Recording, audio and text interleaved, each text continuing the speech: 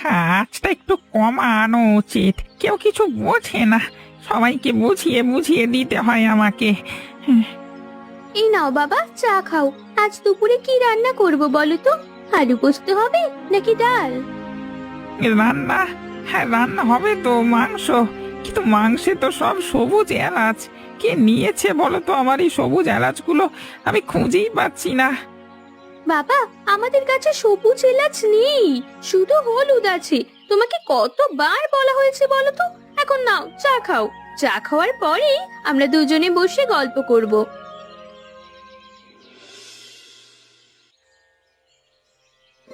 গীতা, তুমি যে পরিমাণ যত্ন নিয়েছো তা সত্যি প্রশংসনীয়। হ্যাঁ, শারীরিকভাবে তোমার বাবা ঠিক আছেন, কিন্তু স্মৃতির ব্যাপারে এখন কিছু বলা যাচ্ছে না। কিন্তু কিন্তু কেন ডাক্তার সাহেব? কেন বাবা শুধু রান্নার কথাই ভুলে গেলেন? আমি এমন ঘটনা আগে কখনো দেখিনি। বাকি সমস্ত কথা মনে আছে, শুধু রান্নার কথাই মনে নেই। শুধু আবোল তাবোল বকতে থাকে। অনেক সময় মস্তিষ্ক গভীর আঘাত বা ট্রমা থেকে রক্ষা পেতে সবচেয়ে মূল্যবান জিনিসটাকেই লক করে দেয়। আর তুমি তো জানোই রান্না তোমার বাবার কাছে কতটা গুরুত্বপূর্ণ ছিল। তাহলে কি করতে হবে? নিয়মিত ওষুধগুলো তো খাওয়াচ্ছি, আমি যত্ন নিচ্ছি, তবুও কোনো উন্নতি দেখতে পাচ্ছি না। তাহলে বাবা কি আর কখনোই ভালো হবে না?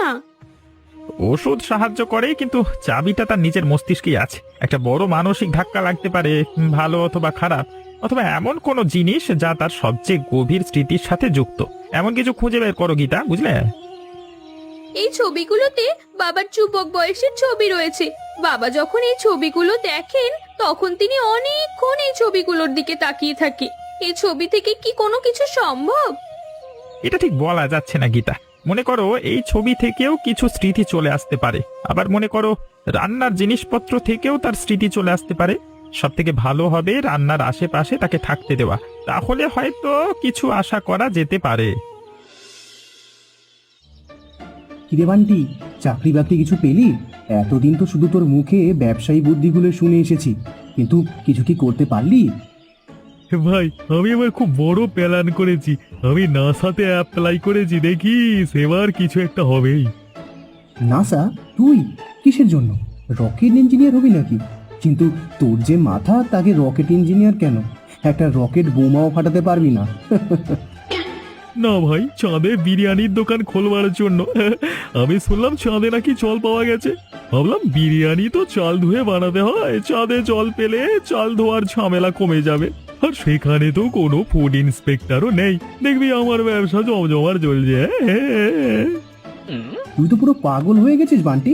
চাঁদে বিরিয়ানি? এলিয়েনটা খাবে? মজা করছিস আমার সাথে? আর আমি ভেবেছিলাম তুই সত্যি সত্যি বলছিস। আরে ভাই, পৃথিবীতে বিরিয়ানি খেয়ে খেয়ে মানুষ তো মোটা হচ্ছে, তাই ভাবলাম এলিয়ানদের ফিগারটা একটু নষ্ট করে দিই। বাহারি ডিশের নাম দেব লুনার লাম বিরিয়ানি, মার্সিয়ান মটন বিরিয়ানি কারিয়া। রোহন, পুরো 10 লক্ষ টাকা! এই টাকা দিয়ে বাবার ভালো মতো চিকিৎসা করাতে পারবো, স্পেশাল থেরাপি করাতে পারবো। হয়তো তিনি পুরোপুরি সুস্থ হয়ে যাবেন। এটা কিন্তু কোনোভাবেই হাতছাড়া করতে দেওয়া যাবে না। তুই অবশ্যই জিতবি গীতা, তোর হাতেই তো বাবার সব রান্নার গুণ। কিন্তু সমস্যা হলো বিচারক তো শেঠ মালহোত্রা, সে আবার কিছু করবে না তো?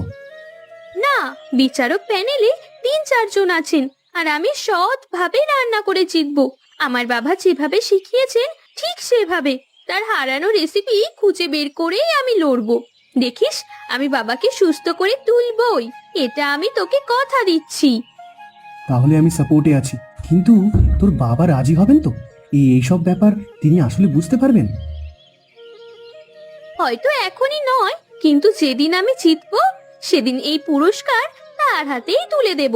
তখন তিনি নিশ্চয়ই কিছুটা হলেও বুঝবেন যে তার মেয়ে তারই রেসিপি নিয়ে জিতেছে। মারে, তোর বাবার এই শেঠ মালহোত্রা একসময় ঘনিষ্ঠ বন্ধু ছিল, দুজনেই রাঁধতে ভালোবাসতো। কিন্তু তোর বাবার হাতে এক অদ্ভুত জাদু ছিল। সে যে বিরিয়ানি বানাতো, খেয়ে মানুষ যেন একেবারে স্বর্গে চলে যেত। তারপর তারপর কি হলো চাচা? বাবা কিভাবে পাগল হলো? লোভ মা, লোভ। লোভে অন্ধ। একটি বড় ক্যাটারিং অর্ডার ছিল রাজ পরিবার থেকে। মালহোত্রা তোর বাবার এই মশলার রেসিপি চুরি করলো, তার নিজের নামে রেজিস্ট্রি করালো। বীরু যখন প্রতিবাদ করলো মালহোত্রা গুন্ডা দিয়ে তার উপর চালান নির্মম অত্যাচার, মাথায় মেরে তোর বাবাকে আহত করে দিয়েছে। আর সেদিনের পর থেকেই তাহলে তাহলে আমার বাবার এই পরিস্থিতির জন্য উনিই দায়ী? আমার বাবাকে এমন নির্মম ভাবে পাগল করে দিয়েছে ওরা।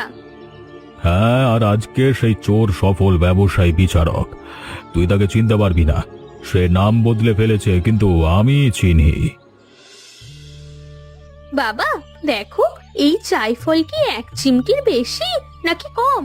চাচা বললেন হাতের ভাঁজে ধরে নিতে, আমি ঠিক বুঝতে পারছি না। হাতের তেল, রান্নার আগে হাতে তেল মাখতে হয়, তবে স্বাদ লাগে না।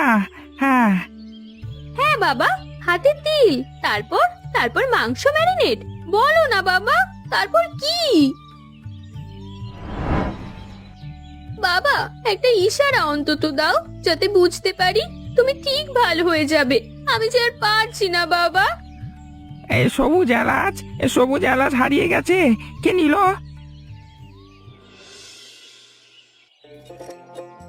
এবং আমাদের শেষ প্রতিযোগী, আমাদের স্থানীয় মেয়ে গীতা, তিনি রান্না করবেন তার বাবার ঐতিহ্যবাহী বিরিয়ানি।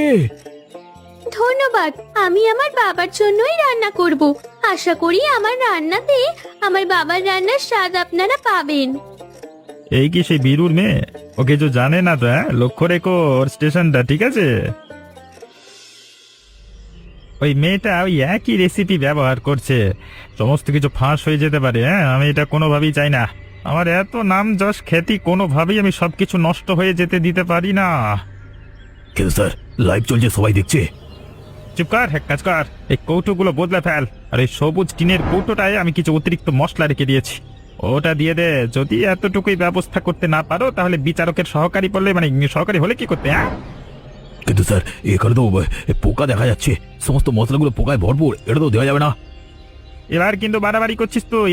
ভালোভাবে কথা বলছি, গায়ে লাগছে না, তাই না? যা বলছি সেটাই কর, না হলে তো চাকরি খেয়ে দেবো। তাড়াতাড়ি কর, কেউ দেখে ফেলবে। চল। না, এটা হতে পারে না। আমার মশলায় কোনোভাবেই পোকা আসতে পারে না। এগুলো সব ষড়যন্ত্র করা হয়েছে আমার বিরুদ্ধে।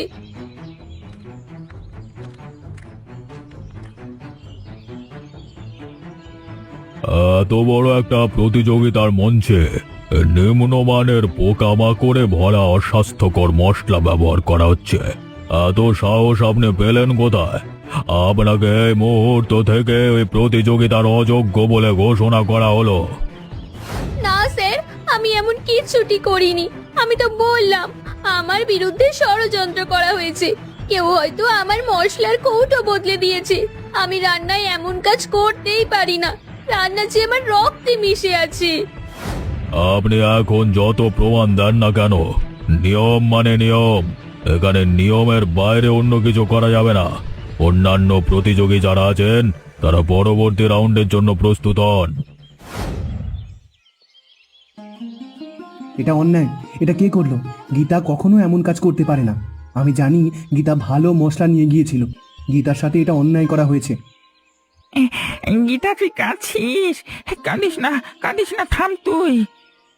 বাবা, আপনি উত্তেজিত হবেন না, আপনি বসুন। জাফরান ভুলে গেছিস? ওই জাফরান দুধে মেশাতে হয়, গোলাপ জল, এক ফোঁটা গোলাপ জল মিষ্টি করে, আর সবুজ এলাচ। আমি লুকিয়ে রেখেছিলাম সিন্ধুকের নিচে।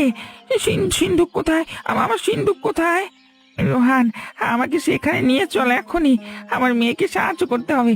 আমার মেয়ে বিপদে পড়েছে, আমি বসে থাকতে পারি না। চল।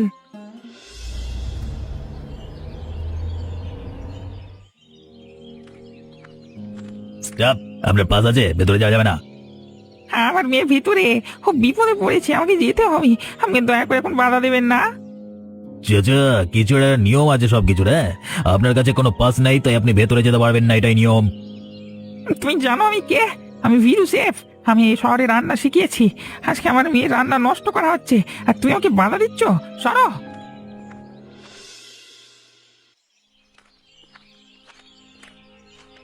বাবা, তুমি এখানে? তুমি কিভাবে এলে এখানে? তোমাকে তো আমি বাড়ি থেকে বের হতে বারণ করেছিলাম। গীতা শোন মা, এখন কান্না করবার সময় নয়। রান্না শেষ করতে হবে। আমার রেসিপি চুরি করা হয়েছে, কিন্তু আমাকে তো কেউ চুরি করতে পারেনি। আমি তোকে জিতিয়ে দেবো রে, জিতিয়ে দেবো। কি বলছো বাবা তুমি? তুমি পারবে? তোমার সবকিছু মনে পড়ে গেছে? হ্যাঁ মা, জাফরান দুধে ভেজাতে হয়, গোলাপ জল 1 ফোঁটা, সবুজ এলাচ আমি লুকিয়ে রেখেছিলাম আমাদের পুরনো সিন্ধুকের নিচে। হ্যাঁ হ্যাঁ, এখানে যে মাংস দিয়েছে তা দিয়ে নয়। তার কাজ কর, তুই সরে যা, আমাকে রান্না করতে দে। বাবা, আমি আজকে অনেক খুশি হয়েছি বাবা, অনেক। অনেক বছর পর দেখা মালহোত্রা। না, এখন তো সেট মালহোত্রা, তাই না? নাম বদলেছ, কিন্তু চোখের লোভটা আগের মতোই আছে। নাম বদলে ফেললে কি আর সবকিছু বদলে ফেলা যায়? তুমি কে? এই পাগলটাকে কে ঢুকতে দিয়েছে? আশ্চর্য, একজন বিচারকের সাথে কিভাবে কথা বলতে হয় সেটাও জানো না? সিকিউরিটি গার্ড তোমরা কোথায়? এই পাগলটাকে খাটাখাটি ব্যাক করে দাও। 1 মিনিট, আপনি কে? আপনি এখানে কি করছেন? মেয়েটার ওই সাফাই গাইতে এসেছেন? বললাম তো মেয়েটা এখন এই প্রতিযোগিতার অযোগ্য। আমি বীরু। এই যে যে শহরে আপনারা প্রতিযোগিতার আয়োজন করেছেন, এই শহরে সর্বপ্রথম রান্না ছড়িয়ে দিয়েছিলাম আমি। সে কি রান্না, সে কি প্রশংসা! কিন্তু এই লোকটা ঠকবাজ। এই লোকটা আমার বন্ধুত্বের সুযোগ নিয়ে আমার মশলা চুরি করেছে, আমার নাম চুরি করেছে, আমাকে বানিয়েছে পাগল। আর এখন সেই পাপ ঢাকবার জন্য আমার মেয়ের মশলা বদলে দিয়ে এই নিম্নমানের পোকামাকড়ে ধরা মশলায় পরিণত করে দিয়েছে। মিথ্যে কথা, এই শহরে সবাই জানে আমি কেমন। আমি সেট মালহোত্রা। কেউ এই পাগলের কথা বিশ্বাস করো না। এই পাগলকে এখান থেকে বের করে দাও বলছি। দেখ গীতা, আসলে রান্না হলো তুই যা পাস তাই দিয়ে শ্রেষ্ঠ জিনিস বানাতে হয়। আজকে আমি হাত দিয়ে তোর বাবার সম্মান ফিরিয়ে আনবো। বিরিয়ানি মানেই ধৈর্য, বুঝলি তো?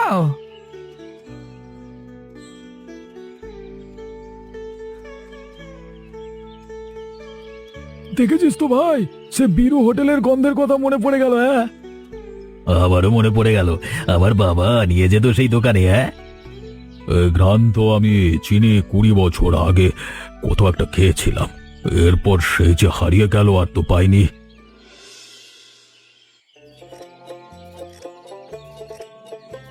মালহোত্রা, তুমি খাও।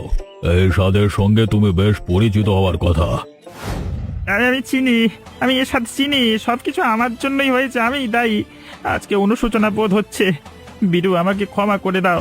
আমি লোভে পড়ে ঈর্ষার বশে তোমার নাম খারাপ করেছি, তোমার রেসিপি চুরি করেছি। আমি লুকোচুরি নিয়ে আর বাঁচতে পারছি না। তুমি আমার কাছে ক্ষমা চেয়েছো, সেটাই যথেষ্ট। তোমার প্রতি আমার আর কোনো অভিযোগ নেই। আমি তোমাকে ক্ষমা করে দিলাম। আজকে আমরা শুধু একটি রান্নার প্রতিযোগিতা জিততে দেখিনি, আমরা দেখেছি সততার জয়।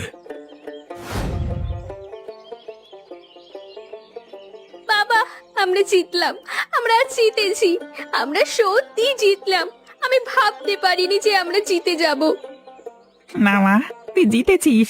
তোর এই আস্থা আর তোর ভালোবাসাই আমাকে ফিরিয়ে এনেছে। এ জয় তোর। গীতা, এখন তো সব ঠিক হয়ে গেছে। বাবাও ফিরে এসেছেন, দোকানও হলো। এবার আমাদের বিয়ের কথা ভাবা যায় না? হ্যাঁ, এবার ভাবাই যায়, কারণ বাবা তো ফিরে এসেছে। এই দোকান শুধু আমার নয় রে, পুরো পাড়ার। এখানে সবাই আসবে। আর আজকে থেকে আমার মেয়ে গীতা আর জামাই রোহানও এই দোকানের দেখাশোনা করবে।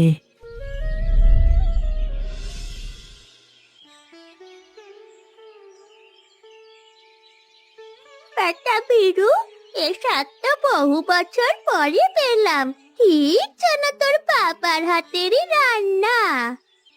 দাদিমা, আপনাদের আশীর্বাদেই সব সম্ভব হয়েছে। আশীর্বাদ করবেন যেন আমার হাতের রান্না আমার মেয়েও ধরে রাখতে পারে। আরে বাবু, এই খাবার খেয়ে আমার নাসার চাঁদের দোকান খোলবার পরিকল্পনা বাতিল। এখানেই জীবন কাটাবো আমি। সবাই একটু চুপ করো, আমি একটা কথা বলবো। আজকের এই রেস্টুরেন্ট শুধু রেস্টুরেন্ট নয়, এটা আমাদের সকলের আশা ভরসা। সমস্ত কিছুই সম্ভব হয়েছে গীতার জন্য। বীরু তার হোটেলে আবার ফিরে এসেছে। না চাচা, এটা আমার একার নয়। আমার মেয়ে গীতা, রোহান আর আপনাদের সাহায্য ছাড়া এ ঘর আবার মাথা তুলে দাঁড়াতো না। বীরু স্যার, আপনি একটি অবিশ্বাস্য গল্পের নায়ক। এই রেস্টুরেন্টের জন্য আপনি কি বিশেষ নাম ভেবেছেন? নাম অনেকদিন আগেই ঠিক হয়ে গিয়েছিল, তখন আমি কিছুই মনে রাখতে পারতাম না। এর নাম ভাঙা ঘরের চিকেন এবং মটন বিরিয়ানি, কারণ আজকে এই বিরিয়ানি আমার ভাঙা ঘর আর আমার ভাঙা জীবন দুটোই জুড়িয়ে দিয়েছে।